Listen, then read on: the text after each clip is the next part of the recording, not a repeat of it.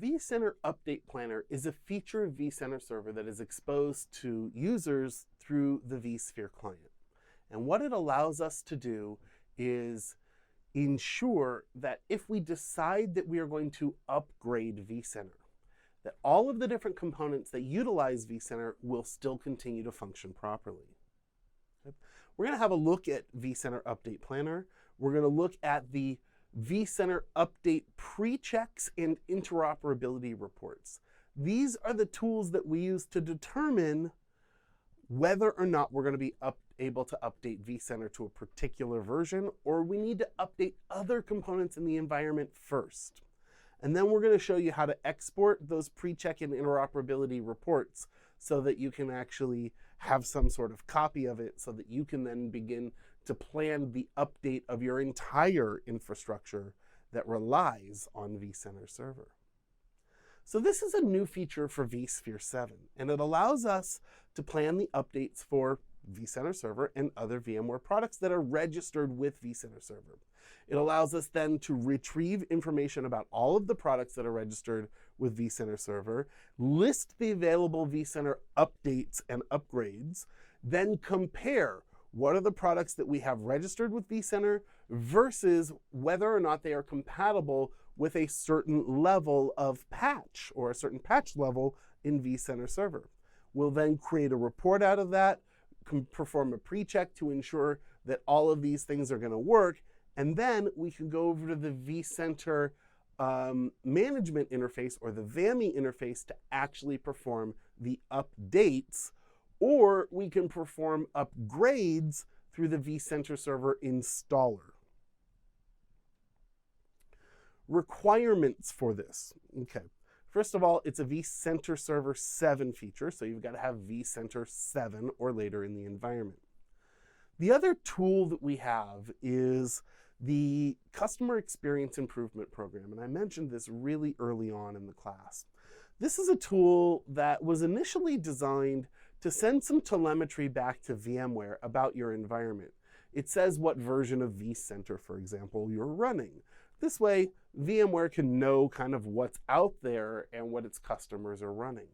But the Customer Experience Improvement Program tool is also very useful to you, because this is the tool that's going to go around the environment and collect all of that information and then report it back to you. It can then compare that information against the online interoperability matrices at VMware and determine whether or not these upgrades or updates will be appropriate for you. Okay? So you have to join the CEIP in order to use this tool. There is no personally identifying information sent back to VMware when you use this. It's only about versioning. It doesn't send the license keys. It doesn't send any information about host names and all of that sort of stuff that you would like to keep private, okay, or IP addresses or any other configuration. If you click on your vCenter Server, the far right tab shows updates. You can see that over here. Okay, so here's updates. Then from there, you can do Update Planner, where you can generate a report. There are two things that I want you to look at here: the Generate Report button and the Monitor Current Interoperability link that's right there. In the interoperability link under vCenter Server, it gives you a list of all of the products that are registered with vCenter Server. In this screenshot, we're not showing any, but if you have other components that are registered with vCenter Server, they will show up there. It'll show the current version, what versions are compatible with your vCenter Server. So it'll show not only your current version, but what are the latest and greatest from VMware that are compatible with your current version of vCenter Server, and links to any release notes that you have here.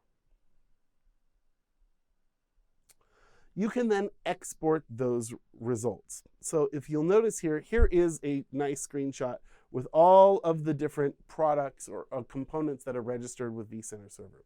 vSphere Replication, an Orchestrator, an ESX, and NSX and Realize Automation and Site Recovery Manager, okay?